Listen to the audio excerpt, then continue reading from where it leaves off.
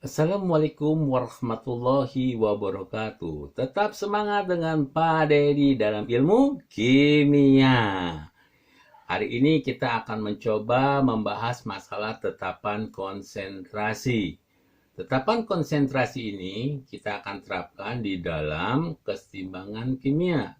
Dalam hidup ini kita perlu adanya suatu keseimbangan-keseimbangan. Maka di kimia pun ada dikatakan dengan tetapan konsentrasi. Jadi, ya, pada reaksi kimia ada yang namanya suatu reaksi reversible, yaitu reaksi dapat balik, di mana reaksi zat-zat di ruas kanan dapat terurai kembali membentuk zat-zat di ruas kiri dalam keadaan tertentu. Jadi yang dari ruas kanan bisa ke arah sebelah ruas kiri, dan ruas kiri bisa ke arah ruas kanan. Reaksi dapat balik atau reaksi reversibel yang berlawanan arah itu memiliki kecepatan yang sama, maka disebut reaksi keseimbangan. Apabila pergerakan dari ruas kiri ke ruas kanan dan ruas kanan ke ruas kiri kecepatannya sama, maka dikatakan reaksinya adalah reaksi keseimbangan. Pada keadaan seimbang tidak dapat dilihat perubahan-perubahan secara makroskopis. Ya, reaksi dikatakan selesai. Jadi kita tidak bisa dengan mata telanjang kemudian dikatakan, oh ini selesai. Ya, tetapi secara mikro, kalau kita menggunakan suatu alat yang lebih peka lagi, reaksi masih berlangsung, yaitu dalam ukuran molekul selalu terjadi perubahan dari reaktan menjadi hasil reaksi, dan sebaliknya dalam laju yang sama, maka dikatakan seimbang itu bersifat dinamis. Karena bergerak terus dari kiri ke kanan, kanan ke kiri, dia bergerak terus, maka dikatakan keseimbangannya adalah keseimbangan dinamis. Ya, untuk menentukan bahwa itu reaksi adalah suatu keseimbangan, kita lihat di sini. Pada reaksi keseimbangan, ya, dapat dituliskan di mana A ditambah dengan B, reaksi keseimbangan C menjadi tambah dengan D. Di mana di sini ada koefisien M, N, P, Q. Ya, bagaimana kita menetapkan keseimbangan? Menurut Cato Goldberg atau Peter dan Peter White, untuk setiap keseimbangan kimia pada temperatur tertentu, jika perbandingan hasil konsentrasi zat-zat di sebelah kanan dengan hasil konsentrasi zat di sebelah kiri dari persamaan reaksi keseimbangan, kemudian masing-masing dipangkatkan koefisien reaksinya, maka akan menghasilkan suatu bilangan tetapan atau konstanta. Mudahnya adalah untuk menentukan tetapan konstanta adalah konsentrasi ruas kanan berpangkatkan koefisien dibagi konsentrasi ruas kiri berpangkatkan koefisien. Ya, ruas kanan berpangkatkan koefisien dibagi ruas kiri berpangkatkan koefisien. Ya, dalam tetapan keseimbangan konsentrasi, ya, di sini kita lambangkan dengan Kc. C adalah konsentrasi, ya. Kemudian, ya, ada juga dengan Kp, ya. Kp, P adalah pressure, adalah untuk tekanan, jadi tekanan parsialnya. Nah, untuk keseimbangan ini kita akan membagi menjadi dua. Ada keseimbangan dalam sistem homogen dan ada keseimbangan sistem heterogen. Bagaimana dengan homogen? Zat-zat dalam keseimbangan homogen, homo sejenis atau serba sama, terdiri daripada satu fasa. Kita ambil suatu contoh di sini adalah 2N2O5 bentuknya gas, ya, dinitrogen pentaoksida bentuknya gas, ya. Kemudian menjadikan 4NO2 dalam bentuk gas ditambah oksigen, ya, dalam bentuk gas. Kita lihat di sini fasanya sama semua. Gas, gas, gas. Karena sama, sejenis, serba sama, namanya adalah homogen. Bagaimana kita tetapkan ke dalam Kc? Tadi rumusnya, ruas kanan dibagi ruas kiri yang berpangkatkan koefisien.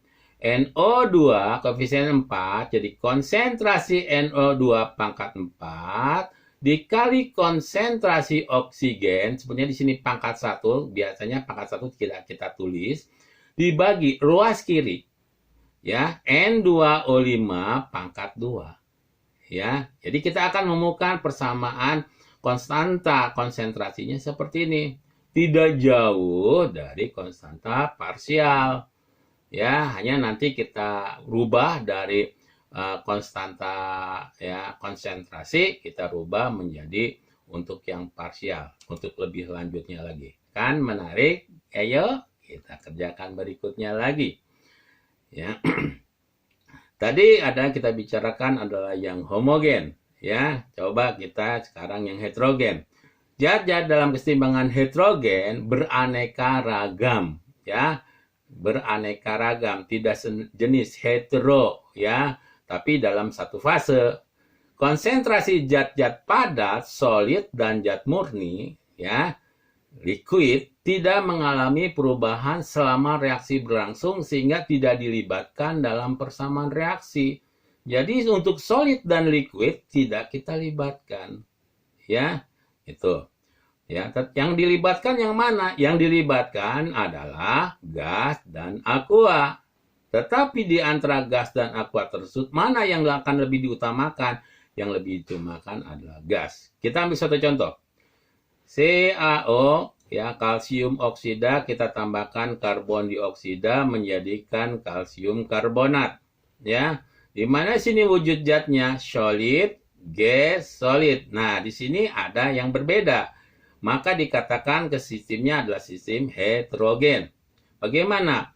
Yang tidak gas, solid, dan solid ini kita anggap satu. Tadi rumusnya ruas kanan CaCO3, karena kita anggap satu dibagi ruas kiri CaO1 dikalikan CO2. Karena 1 kali CO2 adalah CO2, maka kita sederhanakan Kc sama dengan 1 per CO2. Begitu pula dengan cara Kp. Untuk lebih jelasnya lagi, kita coba dengan suatu latihan soal. Ya, di sini dikatakan, perhatikan reaksi keseimbangan pada suhu 350 derajat Celcius berikut. Kadangkala ada soal, Pak, ini di mana? Nah, ini adalah merupakan kondisi saja, jadi tidak kita libatkan. Karena yang akan kita gunakan adalah konsentrasi. Ya, ini persamaan reaksinya ya HI menjadi H2 ditambah I2, tapi kita langsungkan dengan koefisien supaya dalam keadaan setara. Artinya setara, jumlah ruas kiri sama dengan jumlah ruas kanan. Apabila konsentrasi gas HI, H2, dan I2 dalam keadaan setimbang berturut-turut, nah untuk HI 0,4, untuk H2 0,06, untuk I2 0,04 molar. Hitunglah harga Kc. Ingat, ruas kanan berpangkatkan koefisien dibagi ruas kiri berpangkatkan koefisien. Ruas kanan H2 karena koefisiennya 1 tetap tidak ditulis. Pangkatnya tidak ditulis. I2 dibagi konsentrasi HI. Karena dia punya koefisien 2, maka dia dijadikan pangkat. Kita masukkan angka-angka tersebut. Untuk H2 tadi adalah 0,06. Kemudian untuk I2 0,04 molar, kemudian untuk HI 0,4, tapi jangan lupa 2 karena dia punya koefisien 2. Ketika kita hitung 0,06 dikalikan 0,04 mendapatkan 2,4 kali 10 pangkat minus 3. Dibagi 0,4 kuadrat 0,16. Hasil akhirnya adalah 0,015. Oke, kita cari variasi soal yang lain. Ya, cari variasi soal yang lain. Ya, di sini dikatakan dalam ruangan yang bervolume 2 liter dimasukkan 1 mol SO3 pada suhu tertentu dan terurai menjadi gas SO2 dan O2 sesuai reaksi keseimbangan berikut. Nah, 2 SO3 ya terurai menjadi 2 SO2 ditambah dengan O2.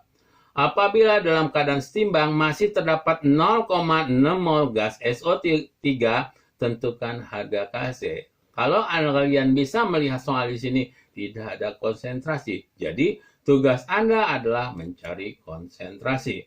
Bagaimana kita mencari suatu konsentrasi? Kita akan melihat adalah kita harus membuat sebuah tabel dulu. Di dalam soal tersebut dikatakan bahwa SO3 pada dalam keadaan awal adalah 1 mol. Karena reaksi ini belum berlangsung apa-apa, maka ruas kanan ini SO2 dan O2 dalam keadaan 0,0 di sini. Kemudian ya pada saat keadaan setimbangan diperoleh 0,6 mol SO3. 0,06 SO3. Ya. Nah, seperti kita ketahui, reaksi berlangsung dari ruas kiri ke ruas kanan, berarti ruas kiri berkurang, ruas kanan bertambah. Nah, di sini diketahui adalah 1 mol mula-mula pada saat keseimbangan 0,0 mol. Jadi yang bereaksi berapa? 1 dikurangi berapa? 0,6. Maka 1 dikurangi 0,6, 0,4. Maka bereaksinya adalah 0,4. Perbandingan koefisiennya 2 banding 2 banding 1. Kalau di sini 0,4, maka di sini 0,4 karena perbandingannya 2 banding 2. Kalau di sini banding 1, berarti setengahnya. Ini harusnya ada angka setengah. Setengah kali 0,4 berarti adalah 0,2. Ya, ini agak hilang di sini nih.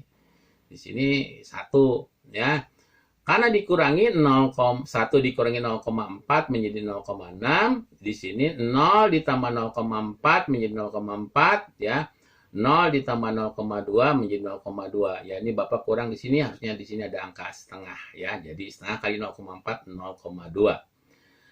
Ya. Nah, kita akan mencari konsentrasi. Konsentrasi kan mol per liter, mol per liter. Di mana SO3 itu, nah di sini 0,6 mol. Nah, dalam berapa? Dalam 2 liter, berarti sama dengan 0,3 molar.